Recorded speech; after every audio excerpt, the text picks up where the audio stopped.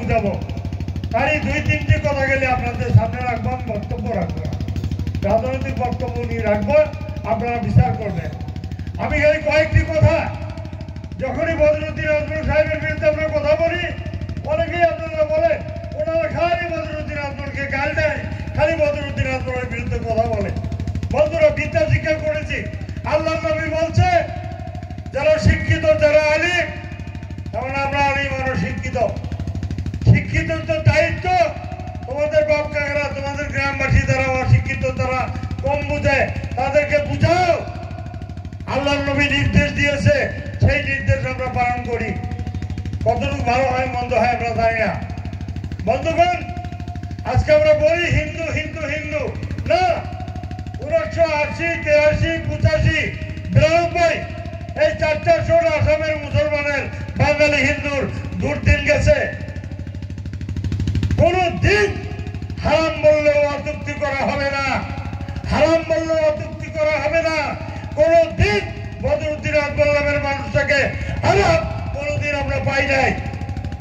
উনি আজকে উড়ে এসে জুড়ে বইছে মুসলমানের হত্যাকর্তা বিধাতা। এই 4টা বছর উনি ছিল না, 80, 83, 85, 92 সন আমরা দেখি নাই। নেরি, গহপুর, চাঁদগঞ্জ, চাপুরিতে 20,000-এর উপরে বাঙালি হিন্দু মুসলমান কেটে কেটে মারা হয়েছে। নেরির থেকে ওনার বাড়ি, আজমল সাহেবের বাড়ি মাত্র 63 কিলোমিটার। এই 63 কিলোমিটার দূরে উনি যায়, কোনোদিন খবর নেয় নাই। আমরা 500, 300 কিলোমিটার দূরে যায় এই লাশগুলাই না আমরা কবরস্থ করেছি। বন্ধুগণ, সেই সিনারিগুলো চোখে আসলে, একটা মেয়েকে মন্দিরে মারা হয়েছিল, গর্ভবতী মায়ের পেট ফেলা হয়েছে, বাচ্চাটি রেমের করা হয়েছে, বাচ্চাটার 2 ঠ্যাঙে টান দিয়ে ছিঁড়ে ফেলে মায়ের বুকের উপরে রাখা হয়েছে।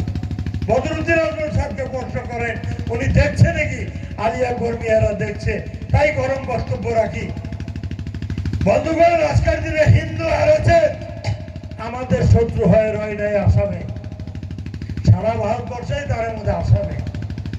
হিন্দু আমাদের শত্রু না, আমাদের মূল শত্রু বদরুদ্দিন আজমল সাহেব। এই সাহেবকে যদি বিদায় দিবেন না পারেন, হিন্দুদের বিরুদ্ধে কথা বলে একটা লোমর সিধা করতে পারবেন না।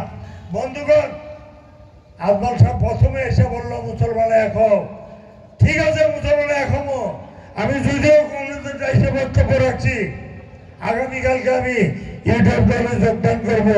খালি বদরুদ্দিন আজমল সাহেব ধুবড়ি, গোয়ালপাড়া, আমাদের বিলাসীপাড়া টাউনটা আলিয়া কর্মীরা যে দিনে মেলেছিল, যে অবস্থায় আনছিল, ওই অবস্থা করে দেখ, আমি ইউটিউবে জয়েন করব। বাকি সারা ভারতবর্ষ লাগে না। তাই মুসলমান এক হোক। মুসলমান এক হয় কি করবো ভাই? 80% হিন্দু ভারতবর্ষে।